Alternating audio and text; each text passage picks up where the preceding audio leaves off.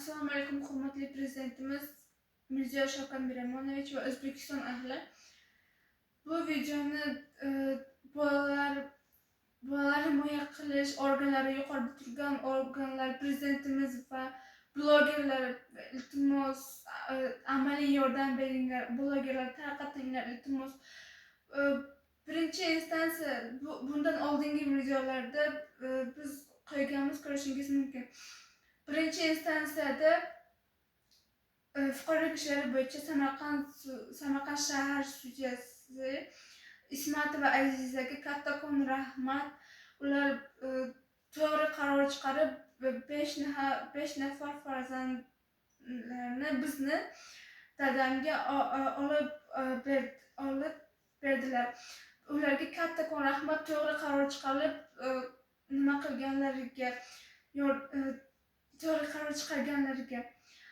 Lekin ikkinchi sudimiz fuqarolik ishlari bo'yicha Samarqand viloyat sudi kassatsiya instansiyasi sudyasi Rahmonova Nazira Jabborovna ikkita o'g'il bola ukalarimizni pedofil onaga olib berdilar. Ular bilmadim qaysi qaror bilan, qaysi kodeksda, qaysi O'zbekiston kodeksida bularni yozilgan. U pedofil onaga qanday qilib olib berdilar? Bizni hattoki eshitmadilar ham. 68 O'zbekiston oila kodeksi 68-moddaga ko'ra bolalarni ular eshitishlari kerak edi, lekin ular eshitmasdan bizni tezroq chiqarib yubordilar. Va ikkita ukamni pedofil onaga olib berdilar. Uni aytdi, katta o'g'il bola ukam aytdi, shu yo'q, pedofil bo'lmaydi dedi. Lekin u gapni eshitmasdan chiqarib yubordilar. U kishi qanday O'zbekiston kodekslari, qarorlariga, qonunlarga qarab qildilar bularni. 71-75 O'zbekiston Respublikasi Oila kodeksi 71-75 ko'ra aka uka, opa singillar bir-biridan ajralmasligi kerak va ular o'z bog'langan odamlari bilan yashashi kerak. Ota yoki ona. Mening ukam otamga bog'langan. U kishini hattoki ona deb ham bo'lmaydi. Shuning uchun men u odam deyman. U Rahmonova Aziza Jabborovna va noto'g'ri qaror chiqardilar. Pedofil onaga olib berdilar. Shunga olib berish mumkin emas-da. U odam pedofil. Qanday qilib ularga ikkita o'g'il bola ukalarimizni berishimiz mumkin? Chidab bu narsa vaqti kalamizga ham sig'maydi. Buni men tushunyapman, lekin u kishi tushunmadilar. Yana oldilariga ikkita sudya boradi. Buni vaqti tushunmadilar. Nega bunaqa qiladilar? Manfaatdor joylari bo'lmadi u kishini. Iloyim qaytsin shu ishlari. O'zlariga, bolalari bo'lsa bolalariga qaytsin. Ikkita ukamni pedofil onaga qanday qilib olib berdilar? Prokurorni chaqirsinlar dedilar. Prokurorni ham chaqirmadilar. Bizni vaqti eshitmadilar. Yana u odam ijtimoiy tarmoqlarda meni sharmanda qildilar deyaptilar bu yerga sudda kelib. Lekin o'sha payt o'sha ukamni pedofil o'zlarini ishlarini qilayotgan vaqtlarida shu narsadan sharmanda bo'lmadilar. O'z xayollarini qayerga qo'ygan ekanlar o'sha paytda. Shundan hisobga olmadilar. Bu qanday qilib sudga olib berdilar? Bu hurmatli prezidentimiz, iltimos qilib so'raman. Sizga yordam bering, iltimos. Bu sudni taftishini o'zingiz nima qilishingizni so'rayman. Ukalarimni olib bermasinlar ularga.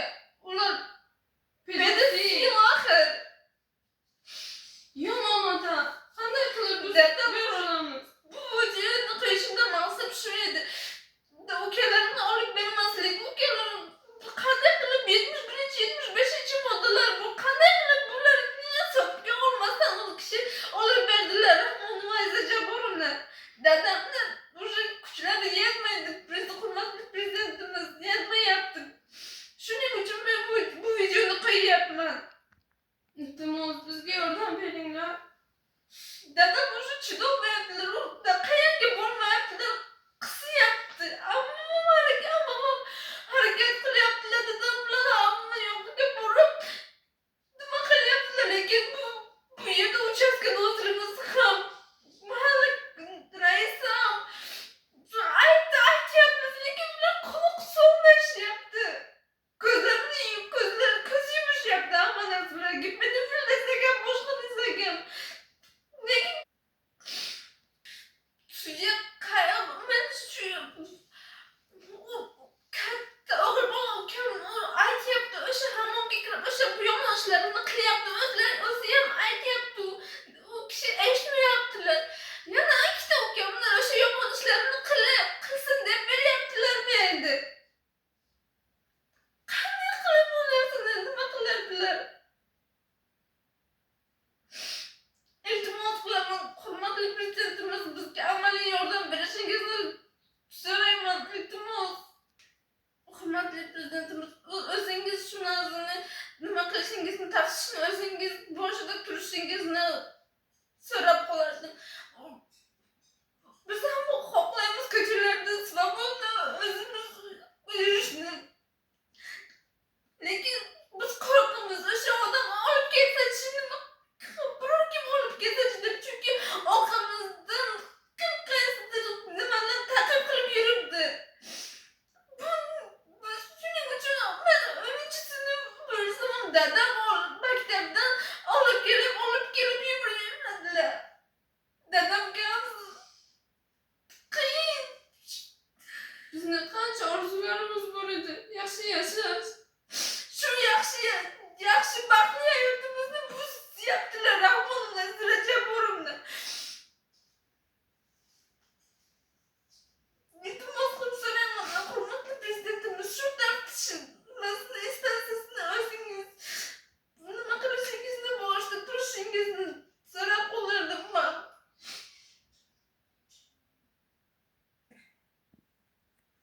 Assalomu alaykum, hurmatli prezidentimiz Shavkat Miromonovich. Bizlar Salohiddinovlar oilasi mana bugun kassatsiya instansiya sudiga borgan edik. 5 nafar bolani olish da'vo ariza bilan onasi chiqqan ekan. Shu kassatsiya instansiyasida bolalarni ajratib, 3tasini otasiga, 2tasini onasiga qoldirildi. Birinchi instansiya rad etgan edi da'vo arizani. Ismatova sudyaga ming bora rahmat, to'g'ri qaror chiqqan edilar.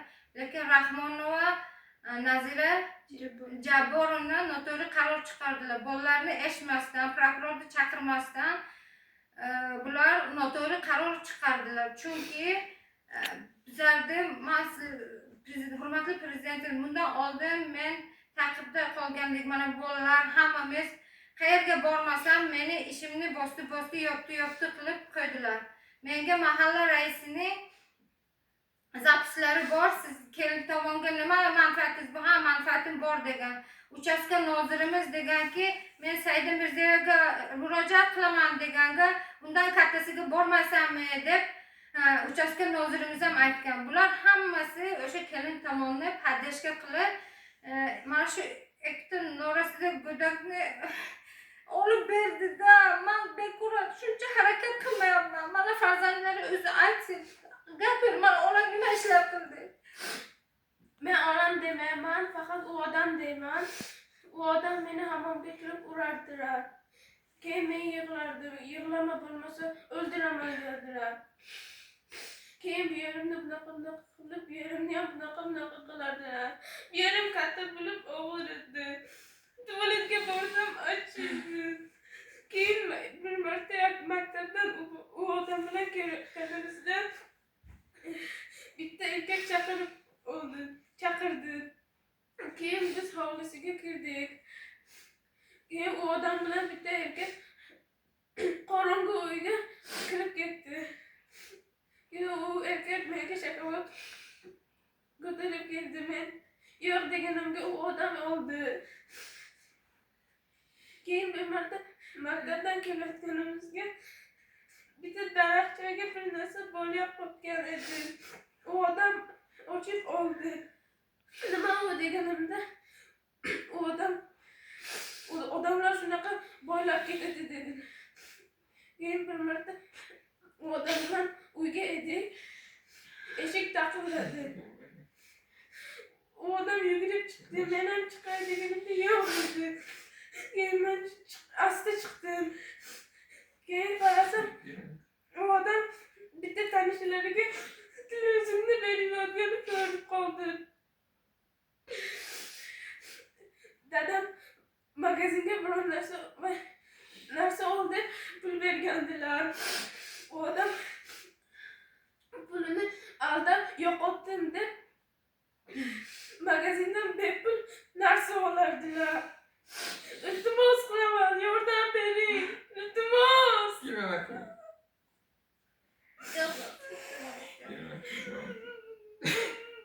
Hurmatli prezident, Çok başı çıkası. bizga yordam bering bugungi sizda. Ukamni berib yuborishyapti. Xohlamayman u kishiga berib yuborishlarini. U kishi nima ko'rgandi? Bitta odam bilan gaplashganini u meni yaxshi ko'radi degandilar. Dadangni yaxshi ko'rmayman. Akamni yaxshi ko'raman dedilar. Faqat o'g'rilik qilardilar. Magazinga faqat pulim yo'q deb iltimos qilib qarzga narsa olardilar. Lekin men ko'rardim. Shularni ko'rganimda menga aytadilarki, agar bilan kimga aytsang seni o'ldiraman dedilar.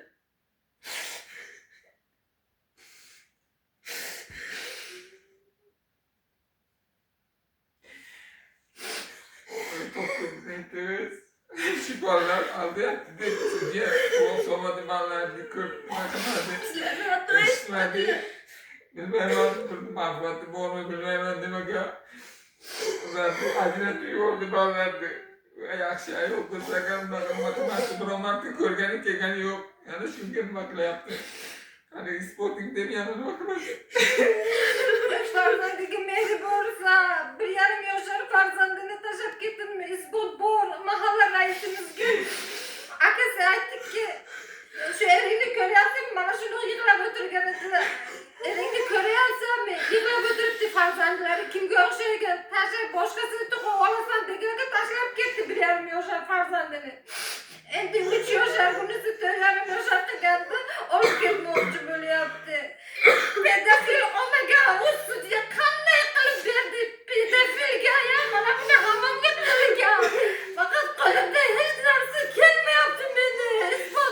Mana isbotlarimni hammasini yopib ketyapti. Prokuraturaga borsam, prokuraturaga, prezidentga yotsam, hammasini mana bu yerga uchastka hozir bizga keladi. Hamma hujjatlarni yopib ketyapti. Nima qilay?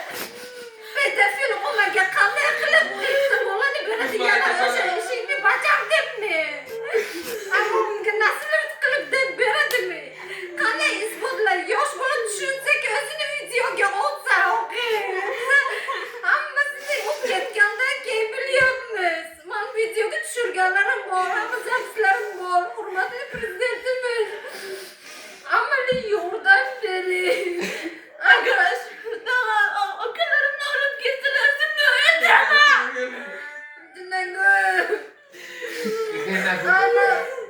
Hamma dalillarim bor. Hurmatli prezidentimiz, men sizga dalillarimni, zapislarimni yuboraman. Haqiqatan ham mahalla raisi, uchastka nozirim Saida Mirziyoyevga boraman desa, undan kaltasiga qo'ling, bormaysanmi? Qo'lingdan kelgan ishni qil degan hamma zapislar bor. Mahalladan ko'pchilik katta ishlarda ishlaydigan, organga ishlaydigani ham bor. Ko'p odamlar yopishib mana yo'llarini to'sib ishlagani ham qo'yadi. Ustun kelsa uyga ustuni ham yo'ldan uradi, hammasini nima qildi? Nima qilay? Qayerga bormasam sudgami, qayerga bormasam yo'limni to'sib ketadi. Davlatga o'zi haqiqat bormi yo'qmi? Faqat bo'ylarni katta ishlaydiganlar nima qiladi? Vallahi bunu ko'rib ertaga nima bo'ladi bular? O'qib nima bo'ladi bular?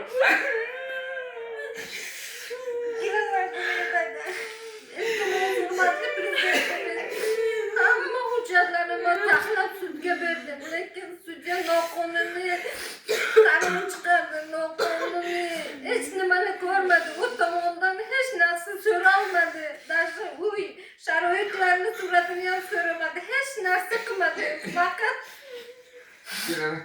o'ziga o'zi nima qilib shu qarorni chiqardi sudya.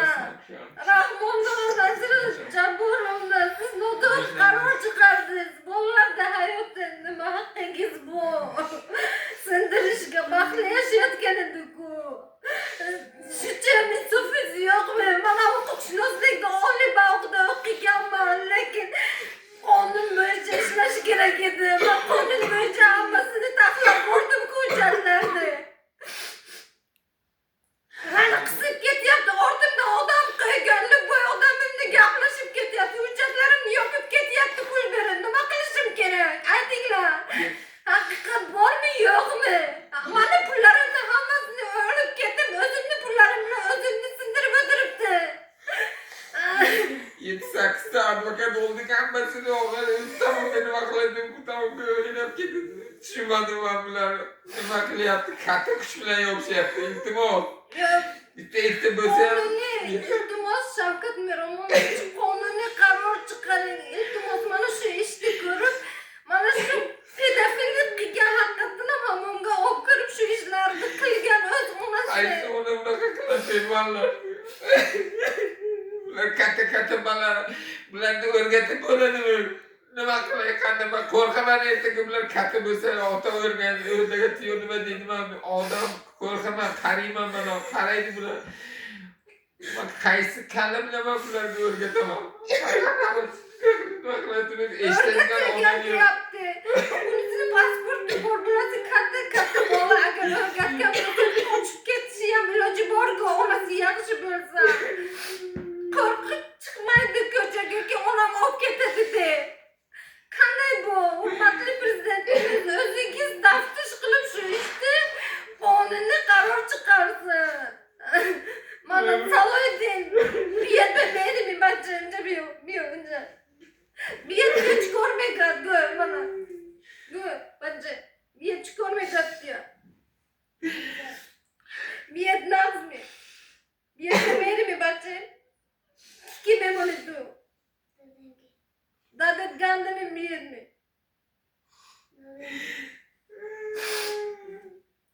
Mana o'zi aytyapti, bolalarda o'zi qanday bular baxtli yashayotgan hayotni.